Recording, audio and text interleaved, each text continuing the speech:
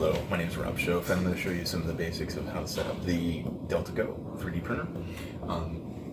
So this is our Delta, and we're going to be I'll be running through this website, the Getting Started website, that you can find on the Deltaprintr.com website.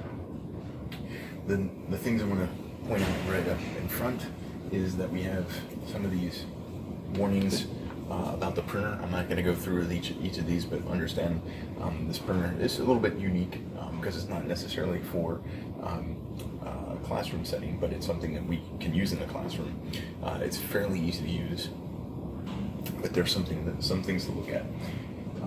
As we run through this, the things you're going to need for your printer is we've got the printer. We already have installed the filament, which runs on the side of the 3D printer through the feed mechanism, just down here. We have a power supply, which is here, that gets plugged in this regular outlet, and we have a USB, I think it's micro C, that's connected into, it gets connected to the computer. Alright, so those are the main elements you need. Additional things that you need for printing is the blue painter's tape, and I've got rubbing alcohol that at least is and gets 90% and above percentage because of the content, to clean off the residue from the blue printer's tape that's on here. And I'll show you how to do that. Alright, some of the things from this website for setup and getting started is important because step one is unboxing. We've already done that. Step 2 is important for the downloading of the software, either Mac or PC version. We're going to be running Cura 15.04.6, so it's important to run that software. The other caveat with the software is to, when you run it, not to install any updates. So you want to kind of disregard any updates that you'll get. Steps 3 through 7 are your calibration and profile setups for the printer. That's already been done. We've done that when we set up the printer at the site. The step 8 runs through initial heating and temperature settings. We'll go through that. Step 9 is installing some of the filament. And step 10 gets into actually printing. So this is the overview. Again, recommend going back through this to get more familiar with the printer, but I'm going to show you through this demonstration basics of it. Okay, so I've already started up the Cura software. So at this moment you should see the build area for Cura, and I'm going to come in and bring in a new file. So first I'm going to bring it in just to prep the software and talk a lot about the settings, and then we'll turn on the printer and get that set up. So I'm going to go ahead and load, and I can go into my downloads, and I'm going to load just the 20mm cube. So it's going to be representing what's within the printer. Let me set this down a little bit. So whenever we're printing things, we're gonna be looking at a couple of things, making sure that it's full scale. Cura runs off of only metric, so you have to do a conversion so that the units are in metric. We found this out early on when trying to do things in English units, British units, that things were out of scale. We can correct that if you know scale factors. You can come down to the scale and type in a percentage for your scale enlarging or reduction. We can also rotate and mirror. These functions are helpful once you click on the object to put multiple objects down here. So if we're printing like 4 or 5 blocks, we can put those on there on the bed, and that's how we can right click and duplicate, multiply object, and then we can specify how many we have, say 3, and then we can come in and begin to scale them around if we needed to. All right, I'm going to delete them, which we can delete by clicking and hitting the delete key, and then we're back to that. All right. Based on our settings for the Cura, the 3D printer, the Delta Go, it's 39 minutes. It's going to use 2.19 meters of filament, so we know how much it's going to use. This is excellent for some math classes to actually figure out how much it's going to use or cost per print. Something to think about and have students understand product and manufacturing. All right, so now we have set this setup. The thing to be thinking about in the basic setup of the printer, the controls that we have. A lot of the things we're not going to be touching, but there is one thing that you might adjust, which is the speed and temperature. So the print speed, you could slow this down or speed this up if you needed to, depending on the PLA should be running at 30, which should be fine, millimeters per second. We also have a fill density, which is important. So the types of densities that we have goes from 50 to or 0 to 100, and you can see some of these things that are here. Shows you like how open this is. I think this was like 10% to 25 to 30, and then you can also have full 100%. So depending on the need of how strong the part needs to be, you'd be thinking about density. So it's a trade-off between how long the print's going to be versus how strong it's going to be. So that's something to consider. So right now we're just going to leave that at 50%. One final thing to set up in here is the support mechanism. So there may be times we're going to need a raft or brim. All right, the brim is a thin layer of plastic that is around the edge of an object. Sometimes it's called a skirt. The other thing is a raft, which is now structure that gets put up in layers, and I'll show you that in a. Knew I had it here. So here's the example of this. So this is flat, and you can see from the side here that it's just one layer. This is going to help the base from curling. It's going to help prevent curling. The raft is the same thing, similar. This makes it easier to pull an object off and make it clean, but it also gives it strength. So there's some options that we have. Typically it's going to print. If you don't have any of those, it's just going to give you a run of extra filament to get the printer running once it's PLA is running through. Okay, all right, so we moved the printer around a little bit so we can show a little bit better angle of the power. So I've already got the power supply plugged in. I'm going to plug this in now, and just a reminder, this printer does not have an on-off switch. It automatically powers up as soon as you put the power in. You hear it power up. And the other thing is we have a USB connection, which I'm going to run this side to my computer. There's a couple other things in here. There's a reset button, factory reset, and there's also an SD card that we could load projects onto the SD card. That's great. We haven't tried that. I haven't tried that personally because everything has to be loaded and already sliced, and all the settings have to be there. So it's a little bit easier to control that with this computer. It is important to know that the computer must be connected via USB the entire time as the printer is connecting, and it gets its instructions from the printer or the computer. It's important. All right, so once that's on, I'm going to go ahead and put the blue tape, painter's tape down.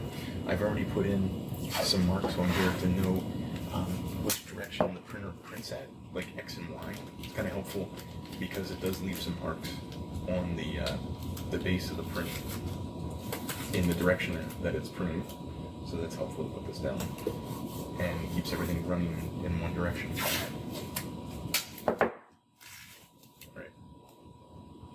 And you can get away with running a couple prints on this. You don't have to replace this every single time.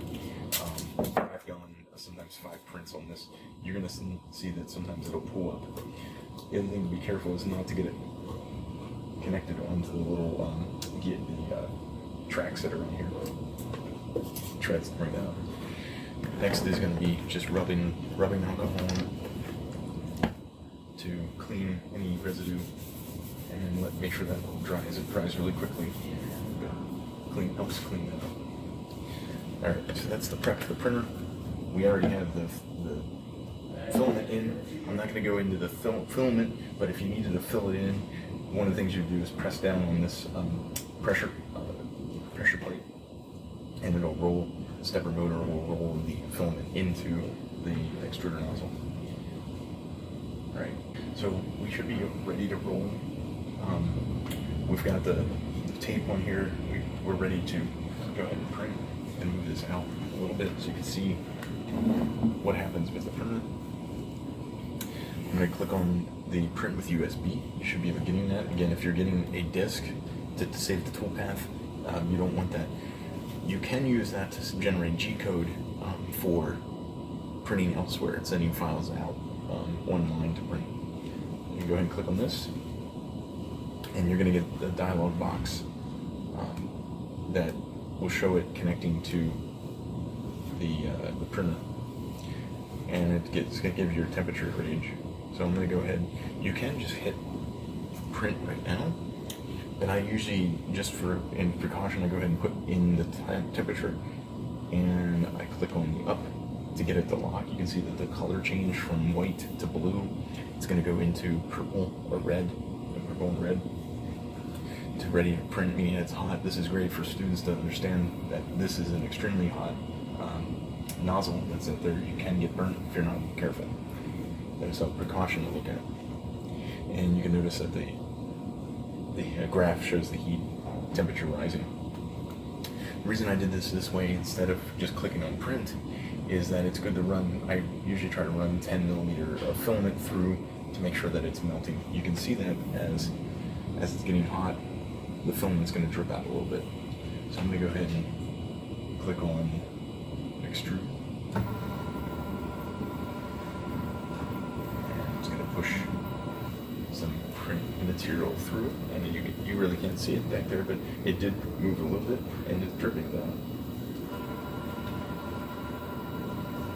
And this is a good time to have a brush available to kind of brush stuff off, because now it's nice and warm, nice and hot to melt off. There's some extra. And from here, all we need to do is go ahead and hit print, and it's going to run through and calculate. It's going to go and show you your percentage of how much it's printing. So it's going to go from 0 all the way to 100%. That's also helpful if you're in the classroom to be able to see what percentage of the print is done, how long it's supposed to be taking. This sometimes doesn't reflect totally the actual length of time, because it has to, if you have the brim or the skirt one there, or the raft, as we did here, I put this one here just to have it seen, is that it's going to add an additional couple minutes to that process, and it doesn't really necessarily show that on that list. So here we have it. That's what we get printed on this. So here we are. It's been probably like 10 minutes, or maybe a little, probably about that, a little less. You can see the percentage of print here is in the blue bar. Again, it doesn't show percentage number or time, but we're going to end the print early, so we can show how to take the print off of the bed. It's fairly easy because I did put a raft out here. The other thing to be aware of is if something does happen with the printer, for an emergency, usually you can just pull the plug, it'll stop automatically. And then once the printer does lose power, the stepper motor is released because there's no electrical charge, and you can move the print head out of the way so it doesn't continue to melt plastic, because it still will be warm. That's there.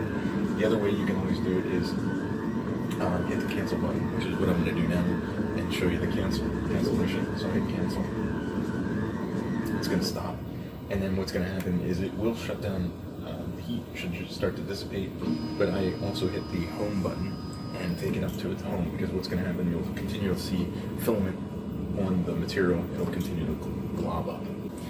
So say our print is done, we can use some of the tools that are at our disposal. We have some sort of spatula to pry this off. It's not going to be that difficult because it does have a raft, and you can see what this looks like.